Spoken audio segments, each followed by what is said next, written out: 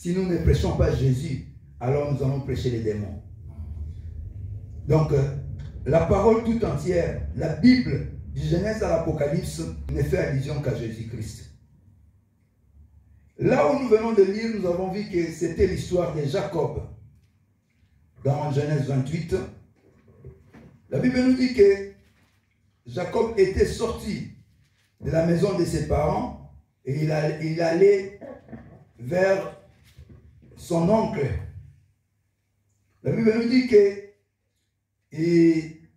partit de Beersheba et s'en alla à Charan.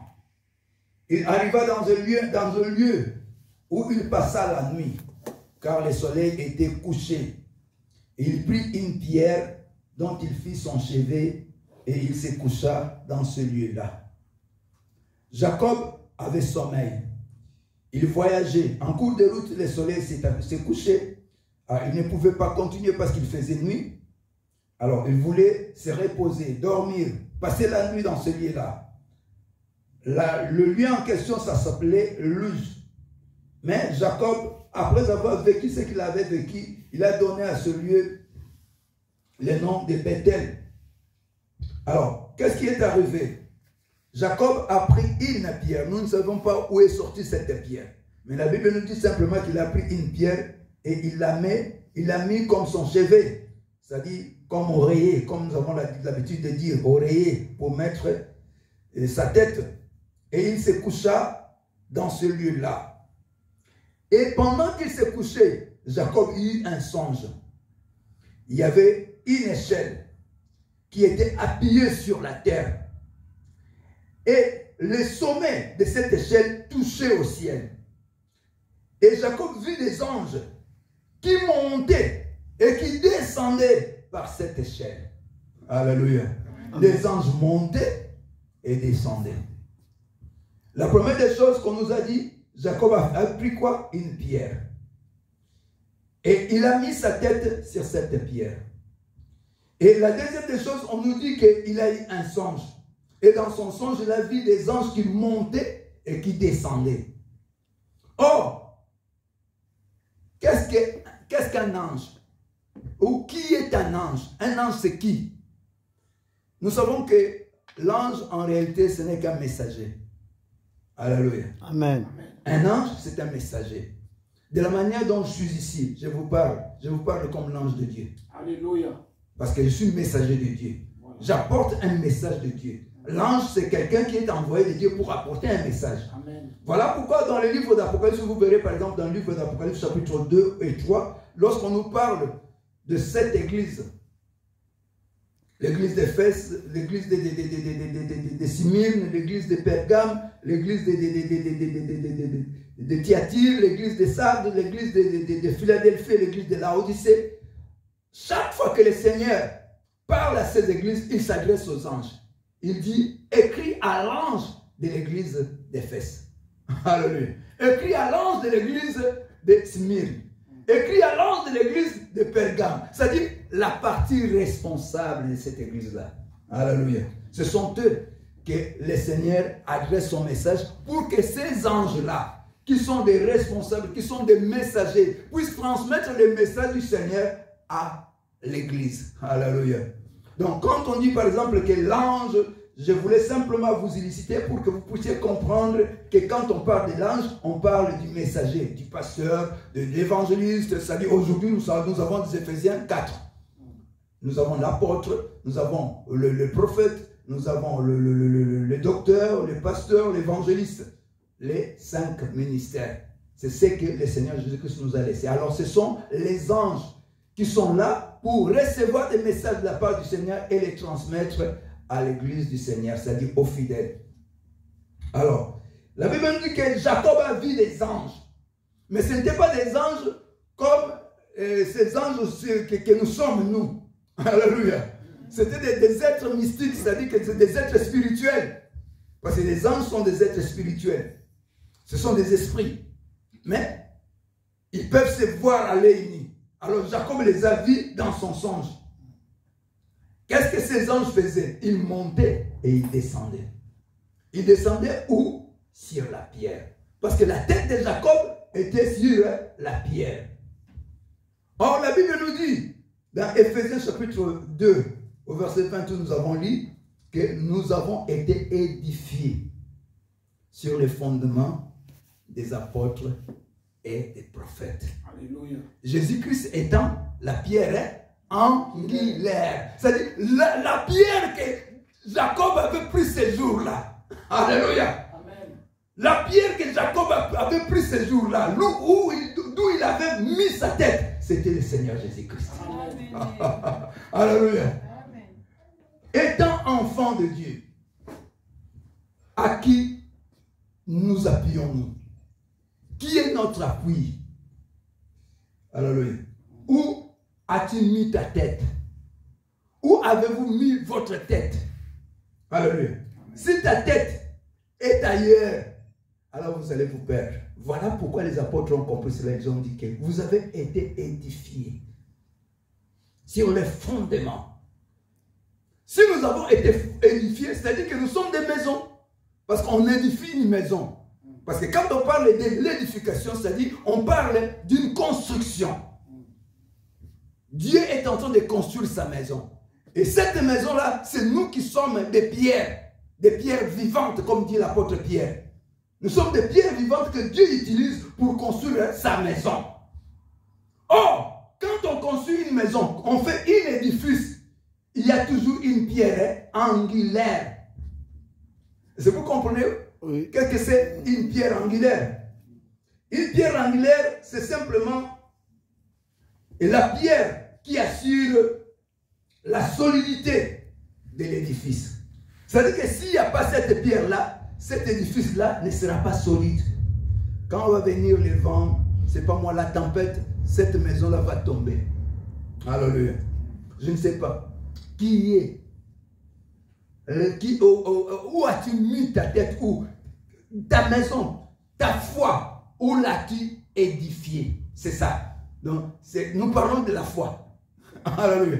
Parce que si nous sommes des enfants de Dieu, nous le sommes par la foi. Nous devenons enfants de Dieu par la foi. C'est par la foi que nous sommes sauvés. C'est par la grâce plutôt que nous sommes sauvés au moyen de la foi, nous dit Éphésiens chapitre 2, verset 8. Et cela ne vient pas de nous, mais de Dieu. Ce n'est pas par les œuvres, afin que personne ne se glorifie. Nous avons été édifiés par les enseignements des apôtres et des prophètes. Qui sont les apôtres? Nous connaissons très bien les apôtres.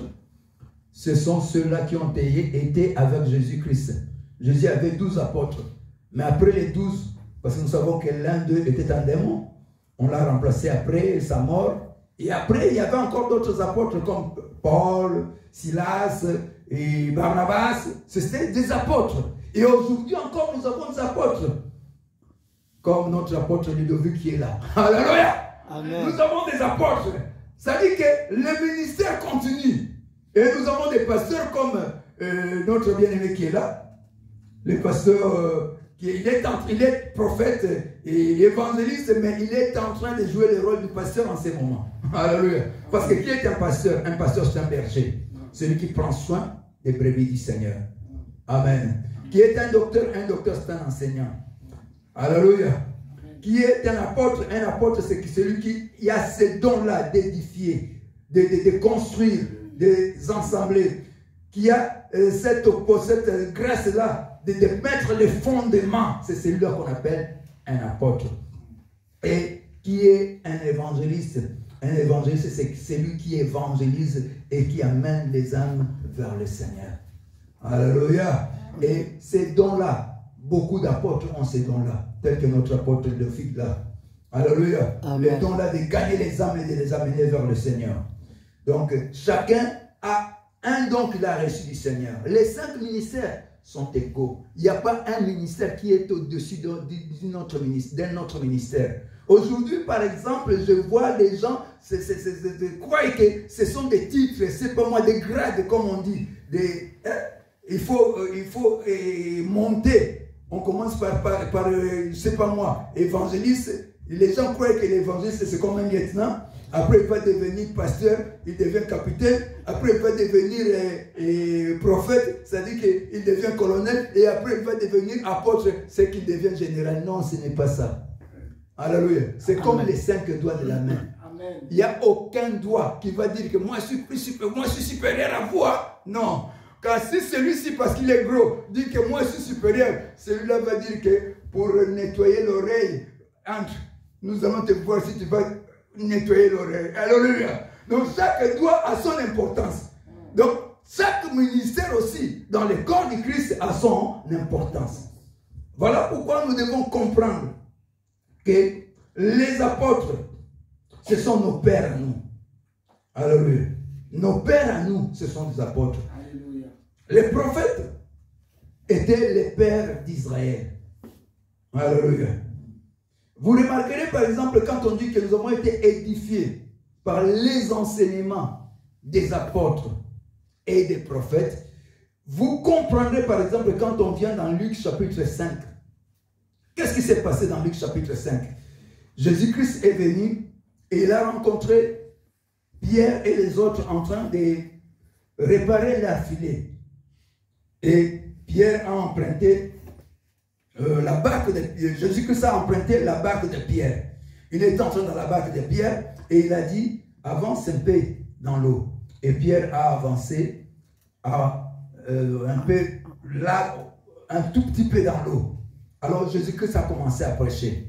Il a prêché, il a harangué la foule, il a prêché, il a prêché, il a prêché. Après avoir prêché, il a demandé, il a dit à Pierre, maintenant vous pouvez jeter vos filets. Et Pierre a dit au Seigneur Jésus-Christ, Seigneur, nous avons péché toute la nuit, nous n'avons rien ainsi. Mais sinon, à ta parole, je jetterai les filets. Le Seigneur leur a dit, allez au fond. Ils sont allés au fond et ils ont jeté les filets. Et ce jour-là, Pierre et ceux qui étaient avec lui, ils n'ont pas pu retirer les filets de l'eau. Mais il y avait un autre barque à côté. Ils ont fait appel aux autres qui étaient dans l'autre barque, qui sont venus et tous, ils ont réussi à faire sortir les filets qui avaient beaucoup de poissons. Qu'est-ce que je veux dire par là? C'est ça l'illustration des apôtres et des prophètes. C'est-à-dire que les apôtres ne vont pas seuls, mais ils font toujours appel aux prophètes. L'autre barque qui était à côté, que les Pierre et les autres ont fait appel, c'est les barques des prophètes. C'est-à-dire que s'il y avait des apôtres qui étaient là, Pierre et les autres, de l'autre côté, il y avait aussi des prophètes. Voilà pourquoi on dit que ce jour-là, Pierre a fait une pêche miraculeuse.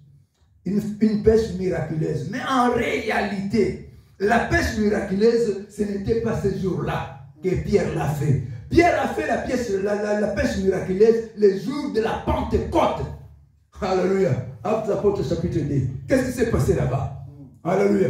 Amen. Parce que Jésus leur a dit, allez m'attendre là, dans la chambre haute. Et là, vous recevrez le Saint-Esprit. Il leur a dit, vous recevrez une puissance. Le Saint-Esprit survenant sur vous et vous serez mes témoins. Mais attendez là-bas. Alléluia, dans la chambre haute. Ils étaient dans la chambre haute. Il y avait au moins 120 personnes. Marie, la mère de Jésus-Christ, aussi était du nombre. Ils priaient, ils priaient, ils priaient. Et la Bible nous dit que tout d'un coup, un vent impétueux descendit vers eux. Et des langues semblables à des langues de feu étaient sur leur tête. Et ils ont commencé à parler dans d'autres langues. Et ceux qui étaient là se sont étonnés. Oh, mais comment est-ce que ces gens-ci, ce sont des Galiléens? Nous les entendons parler à nos langues à nous. Alléluia. C'est comme si moi qui suis africain, mais je commence à parler l'allemand. Oh, mais s'il y a des Allemands ici, ils entendent ce que j'ai dit. Alléluia. C'est ce qui s'est passé ce jour-là. Et l'autre là commence à parler wallon. Et s'il y a un Belge ici, un wallon, il commence à entendre ce qu'il est en train de dire. Quelqu'un qui n'a jamais parlé l'anglais, il commence à parler l'anglais. Alors s'il y a un anglais, il entend tout ce que... Ah, ils se sont étonnés. Oh, mais ces gens-ci ne connaissent pas nos langues. Comment est-ce qu'ils parlent toutes ces langues-là? Alors, comme il y a toujours ceux-là qui minimisent toujours les choses de Dieu, les moqueurs, comme ils ne manquent jamais, les moqueurs, on dit, ah non, ils sont ivres, vous ne les voyez pas. Ils ont déjà pris du vin. Et l'apôtre Pierre a pris le courage. Il s'est levé et il leur a dit, frère, ces gens-ci ne sont pas ivres parce qu'il n'est que 9 h du matin. Mais c'est ce qu'a dit le prophète Joël. Qu'est-ce que l'apôtre Pierre a fait? Il a fait appel au barque des prophètes. Est-ce que vous comprenez? C'était la prédication de l'apôtre Pierre. Pierre faisait quoi? Pierre était en train de pécher. Parce que lorsque nous prêchons, et surtout lorsque nous prêchons les païens, nous faisons quoi? Nous jetons un filet pour pouvoir les ramener à Christ. N'est-ce pas? Le monde, c'est comme une rivière, c'est pas moi, un océan, un fleuve, là où nous jetons nos filets pour pouvoir gagner les pêches. Et pardon, les pêches c'est en portugais. Gagner les poissons. Or, les poissons là, ce sont ceux qui deviennent maintenant les chrétiens. Quand quelqu'un accepte Jésus comme Seigneur et Sauveur et qu'il est gagné par nous qui sommes chrétiens, lui aussi il devient chrétien. Il devient comme nous. Alléluia. Il devient un membre du royaume. Alors c'est ce qui s'est passé ces jours-là. Mais l'apôtre Pierre, étant un bon pécheur, il savait que si je pêche moi-même comme étant apôtre et que je ne fais pas allusion au prophète Joël, alors mon péché sera incomplet. Il a fait appel au prophète Joël. Il a dit, c'est ce qui a été écrit, c'est ce que le prophète Joël a dit, que dans les derniers jours, je répandrai de mon esprit sur toute chair. Vos fils et vos filles prophétiseront. Vos vieillards auront des songes et vos jeunes gens auront des visions. C'est ce qui s'est accompli ces jours-là. Alléluia. Il n'a pas simplement, il ne s'est pas arrêté simplement en parlant de Joël. Il a même fait allusion au roi David. Or, le roi David étant prophète, il a dit, le Seigneur a dit à mon Seigneur, assieds-toi à ma droite jusqu'à ce que je fasse de tes ennemis ton marchepied. Alléluia. David aussi était prophète. Voilà pourquoi vous remarquerez que un jour, Jésus-Christ était avec, je ne sais pas moi, c'était Pierre, Jacques et Jean. Ils sont allés dans la montagne de transfiguration. Et là, Jésus-Christ s'était transformé. Et il était comme le soleil, son visage était comme le soleil, resplendissait. Et qu'est-ce qui est arrivé? Les apôtres en voyant cela, ils ont dit, Seigneur, il est bien que nous restions ici. Pierre lui a dit, Seigneur, je vais construire 3 tentes. L'autre pour toi, l'autre pour Moïse et l'autre pour Élie. Donc Pierre croyait que Jésus-Christ était égal à Élie. Jésus-Christ était égal à Moïse. Alléluia. Mais qu'est-ce qui s'est passé? Ils ont entendu une voix qui leur a dit, hé, arrêtez, celui-ci est mon fils bien-aimé, en qui j'ai mis toute mon affection. Et quand ils ont entendu cette voix-là, la Bible nous dit, ils sont tombés à terre, le visage contre terre. Et Jésus-Christ est venu les réveiller. Et Pierre, Jacques et Jean, réveillez-vous. Quand ils se sont réveillés, ils n'ont vu que Jésus seul. Pour leur dire que Jésus n'est pas égal à Moïse. Jésus n'est pas égal à Élie. Alléluia. Parce que Moïse représente la loi. Alléluia. Élie représente les prophètes. Mais Jésus-Christ représente la grâce. Alléluia. C'est par la grâce que nous sommes sauvés. Au moyen de la foi. Et cela ne vient pas de nous, mais de Dieu. Alléluia. Ce n'est pas par les œuvres, afin que personne ne se glorifie. Parce que la loi, pour qu'une personne soit sauvée dans la loi, il fallait qu'il accomplisse toute la loi. Dans la loi, il n'y avait pas 99%. Si tu fais 99% et que tu tombes en une seule pourcent, ça veut dire que 1%, tu tombes tout entier. C'est-à-dire que dans la loi obligeait 100%. C'est-à-dire 10 sur 10. Personne ne pouvait faire quelque chose qui était à l'encontre de la loi. Or, personne, même Moïse qui a apporté la loi, n'a pas pu accomplir cette loi. Voilà pourquoi nous remarquerons par exemple dans Exode 17, un jour les enfants d'Israël avaient soif dans le désert. Ils voulaient boire. Ils sont venus vers Moïse pour lui dire, Seigneur, Moïse, nous allons mourir. Et Moïse, le Seigneur lui a montré ces rochers, les rochers des âges. Alléluia. La pierre que Jacob avait mis comme chevet et il avait mis sa tête. Et c'est cette pierre-là qui l'a inspiré ces jours-là pour qu'il voie les anges monter et descendre. Mon frère, ma sœur, vous pouvez être un ange du Seigneur. Vous pouvez être un enfant de Dieu. Mais où avez-vous posé votre tête? Où avez-vous mis votre foi? Si votre foi a pour fondement Jésus-Christ qui est la pierre angulaire, alors vous serez sauvés. Mais si votre foi a comme appui une personne, un homme, une femme, je ne sais pas moi, un prophète, un pasteur, vous serez perdu. Alléluia. Voilà pourquoi aujourd'hui les enfants d'Israël, beaucoup d'enfants d'Israël sont perdus. Pourquoi? Parce qu'ils ne regardent qu'à Moïse, jusqu'à présent. Alléluia.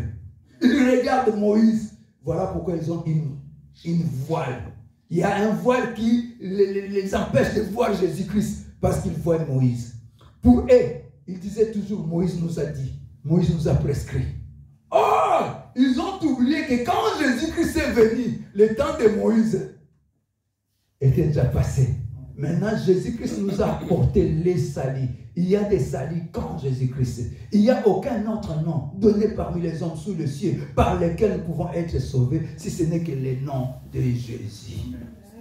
Alléluia. En dehors de Jésus, il n'y a pas de salis. Si tu crois à Moïse, tu seras perdu. Si tu crois à Élie, qui représente les prophètes, tu seras aussi perdu. Mais si tu crois en Jésus-Christ, tu seras sauvé. Alléluia. Alléluia.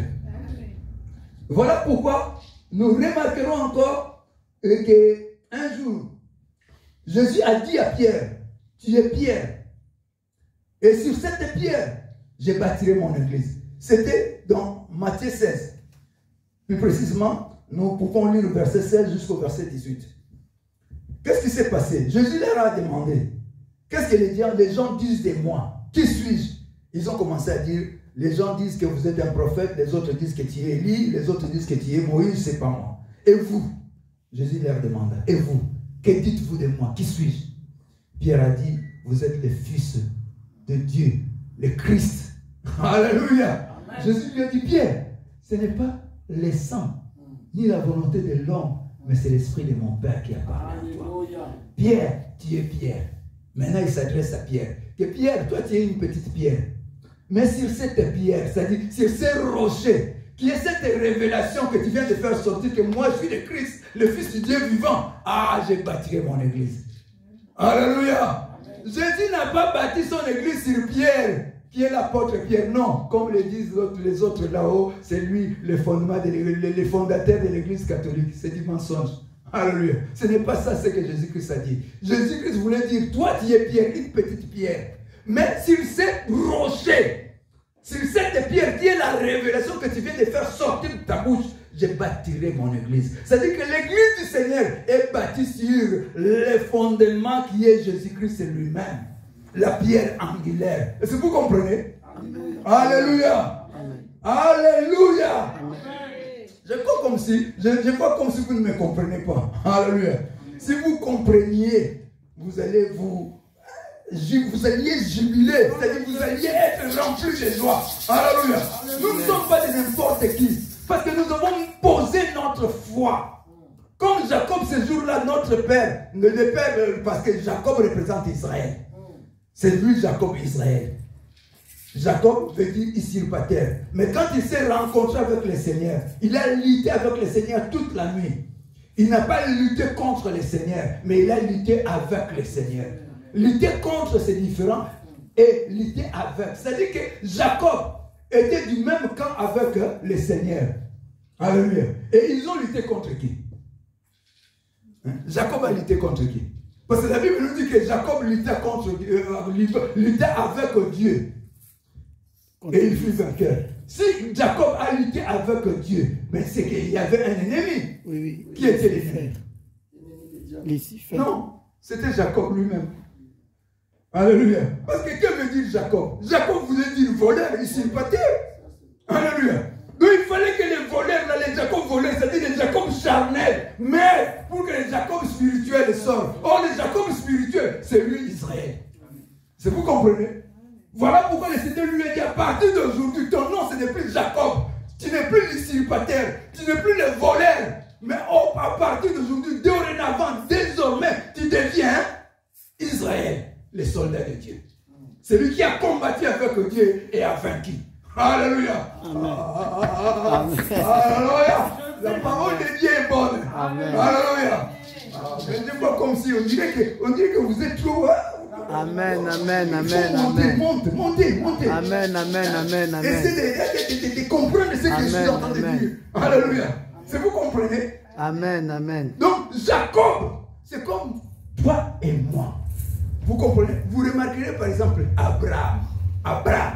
Il était Abraham. Mais qui a dit que non, Abraham? Tant qu'il restera Abraham, il faut qu'Abraham meure pour que Abraham sorte. Alléluia. Abraham était mort et Abraham était sorti. Alléluia. Alléluia. Quand on vient en Christ, on devient une nouvelle créature. Si tu ne deviens pas une nouvelle créature, donc tu n'es pas encore en Christ. Alléluia. Toutes les personnes qui sont venues en Christ doivent changer. Alléluia.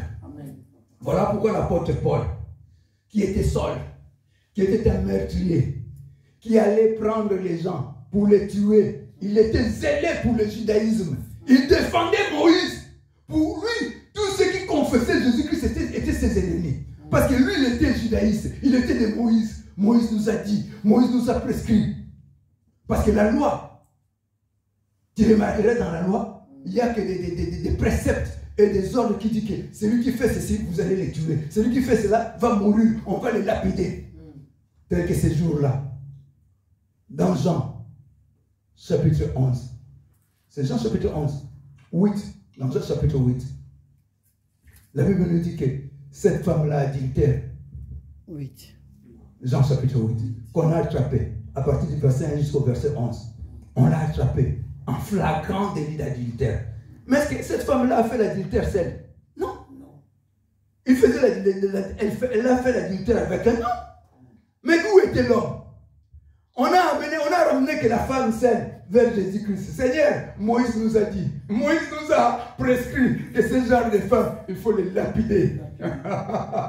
Alléluia. Mais Jésus qui était la grâce, ils avaient oublié que c'était le moment de transition. La loi laissait la place à la grâce. Alléluia. Amen. Ils ont fait l'erreur. Comme ils étaient de la loi, quand ils ont attrapé la femme, il fallait qu'ils exécutent leur loi directement. Mais ils ont fait l'erreur. Ils ont amené la femme vers la grâce. Et la grâce a dit, parmi vous, s'il y a quelqu'un qui n'a point commis de péché, qu'il prenne la pierre et qu'il lapide la femme. Alléluia. Chacun de sa propre conscience a commencé à l'accuser. Et moi, personne ne m'a vu, mais j'entre là. Quand Jean-Claude va en voyage, moi, j'entre dans sa maison, je m'en vais. Là, j'étais la pierre, il s'en va. L'autre dit, moi, je suis un voleur. Je suis pasteur, mais je vole là les offrandes. Et personne n'a lapidé cette femme. Jésus-Christ, quand il a regardé, il a vu la femme seule. Il a demandé femme. Personne n'était condamné. Et la femme a répondu, personne, Seigneur. Le Seigneur a dit, moi aussi, je ne condamne pas. Va, mais ne péchez plus. Va et ne péchez plus. Moi aussi aujourd'hui, je te dis, je ne te condamne pas. Je ne suis pas venu pour te condamner. Va, mais ne pêche plus. Alléluia. Amen. Chacun de nous connaît là où il est faible. Chacun de nous connaît là où il tombe. Peut-être que tu es une personne colérique. Quand il te fâche, tu es comme notre bébé là. Je l'ai vu quand elle s'est fâchée là. Elle voulait simplement prendre le micro. On ne voulait pas lui donner le micro. Elle se fâche comme ça. Alléluia. Peut-être que tu es aussi une personne colérique. Quand tu te fâches, personne ne peut t'empêcher de te dompter. Alléluia. Quand tu prends une décision, tu ne rentres jamais derrière. Donc, tu dois faire ce que tu as pris comme décision. Attention. Dans le Seigneur, il faut être humble. Amen. Alléluia. Car le Seigneur lui-même, qui était Dieu, il n'a pas cherché à être égal à Dieu. Mais il s'est humilié en acceptant la mort sur la croix. Il est mort. Il a accepté une mort honteuse. Il a accepté l'ignominie, la honte sur la croix, nu. Le Seigneur des Seigneurs, le Créateur du ciel et de la terre. Tout cela pour te sauver toi et pour me sauver moi. Alléluia. Où as-tu posé ta tête? Où as-tu mis ta foi? Est-ce que ta foi se repose sur les hommes? Ta foi se repose sur le pasteur ou ta foi se repose sur Jésus-Christ? Jacob a mis sa tête sur la pierre qui était Jésus-Christ. Et l'apôtre Paul nous dira, là, dans 1 Corinthiens chapitre 10, au verset 4, je crois, il nous dira qu'ils ont tous bu le même breuvage spirituel, car ils buvaient à un rocher spirituel qui les suivait. Et les rochers étaient Christ. Alléluia. Les rochers où les enfants d'Israël ont bu, c'est-à-dire que Moïse a frappé les rochers et le rocher a fait sortir de l'eau et ils ont bu de l'eau. Et ces rochers-là, la Bible nous dit, c'était Christ. Si tu prends Christ comme ton appui, tu ne manqueras de rien. Amen. Il apaisera ta soif. Alléluia. Il guérira tes maladies. Amen. Il te sauvera. J'ai voulu terminer avec l'histoire de la femme cananéenne dans Matthieu 15, à partir du verset 21 jusqu'au 28. Qu'est-ce qui s'est passé? Cette femme-là est venue vers Jésus-Christ pour lui dire, Seigneur, ma fille est malade, sauve-la. Jésus ne lui a pas répondu. La femme a continué à insister, à persévérer. C'était une femme persévérante parce qu'elle savait que celui-ci, c'est la pierre angulaire. C'est cette pierre qui fait sortir de l'eau vive. Alors, je ne peux pas l'abandonner. Je ne peux pas ne pas... c'est pas, comment est-ce qu'on dit? Cette femme-là qui allait vers le juge unique. Qu'est-ce qu'elle faisait? La Bible nous dit que cette femme-là, le juge unique-là, n'avait de considération pour personne. Mais cette femme-là l'importunait. C'est ce que cette femme aussi a fait. Alléluia. Amen. Elle a importuné Jésus-Christ, Seigneur. Et les apôtres même ont dit, Seigneur, renvoie-la. Elle fait du bruit derrière nous, renvoie-la. Mais la femme a continué, elle a insisté. Jésus lui a dit, je n'ai été envoyé que pour les brebis perdues d'Israël. Qu'est-ce que la femme a dit? Jésus, fils de David, aie pitié de moi. Or, elle ne pouvait pas appeler Jésus fils de David. Parce que quand elle a appelé Jésus fils de David, voilà pourquoi Jésus lui a dit, je n'ai été envoyé que pour les brebis perdues d'Israël. Comme étant fils de David, c'est qu'il est le roi d'Israël. Donc il n'a été envoyé que pour les brebis perdues d'Israël. Or, avant qu'il ne soit le roi d'Israël, il est le Seigneur des Seigneurs. Alléluia. Alléluia. Le Seigneur de tout le monde. Toutes les nations lui appartiennent. C'est lui qui en est le créateur. Alléluia. Que personne ne te trompe. Jésus-Christ est le Dieu créateur. Alléluia. Voilà pourquoi Isaïe nous dit, on l'appellera Père éternel. Oh. Mais s'il est Fils, comment est-ce qu'on l'appellera aussi Père éternel? Alléluia. C'est lui le Père. C'est lui l'Esprit. Alléluia. Est-ce que vous me comprenez? Parce que quand il était encore dans les jours de sa chair, s'il est ici dans cette salle, ceux qui sont là-bas ne les verront pas. Mais aujourd'hui, ceux qui sont aussi et ceux qui sont là-bas, partout, là où les enfants de Dieu se sont réunis en ce moment, il est là. Alléluia. Amen. Parce qu'il est l'Esprit. Or, l'Esprit est partout à la fois. Amen. Amen. Est-ce que vous me comprenez? Amen. Et la Bible nous dit que cette femme-là a continué d'insister. Et lorsqu'il a dit Seigneur, le Seigneur a compris maintenant qu'il m'a reconnu comme son Seigneur. Je ne suis plus le fils de David. Le Seigneur s'est retourné, il a dit, ce n'est pas bon de prendre la nourriture des enfants et de les donner aux chiens. La femme a répondu, oui Seigneur, oui. Mais les chiens mangent des miettes qui tombent dans la table des enfants. Alléluia. Amen. Les chiens que je suis, parce que les Israélites en ce moment-là considéraient les païens comme des chiens. Alléluia. Parce que l'unique nation qui était la nation de Dieu, c'était Israël. Et d'autres nations étaient considérées comme des nations païennes. C'est-à-dire les païens étaient des chiens, des gens qui ne connaissent pas Dieu, des animaux. Alléluia. Amen. Mais cette femme a accepté. Elle n'était pas orgueilleuse. Elle n'a pas dit, d'ailleurs je m'en vais. Moi je suis venu chercher les salis et vous me considérez comme un chien. Je m'en vais. Mais la femme a insisté. Elle a dit, oui Seigneur, oui c'est vrai. c'est vrai, je reconnais que je suis une chienne. Mais nous les chiens, nous mangeons des miettes qui tombent de la table des enfants. Alors si les enfants mangeaient du pain, et les miettes qui tombent sur la table, que les chiens mangent, c'est quoi? Ce n'est pas du pain? Alléluia. Répondez-moi. Les enfants mangent du pain sur la table. Et les chiens, qu'est-ce qu'ils mangent là en dessous? Ce n'est pas du pain. Et si ces pains-là donnent la vie, alors les chiens vont avoir aussi quoi? La vie. Alléluia. Et Jésus a dit, femme, ta foi est grande. Qu'il te soit fait selon ta foi. Et sa fille était guérie au même instant. Quel est ton problème? Alléluia. Quel est ton problème? La persévérance dans la foi. Le Seigneur veut que tu persévères. Il n'y a pas de chose qui est plus grande que le Seigneur ne peut pas résoudre. Alléluia. Vous savez ce qui est arrivé avec David? David était un petit enfant. Son papa lui a envoyé pour qu'il aille amener de la nourriture à ses frères qui étaient dans les champs de bataille.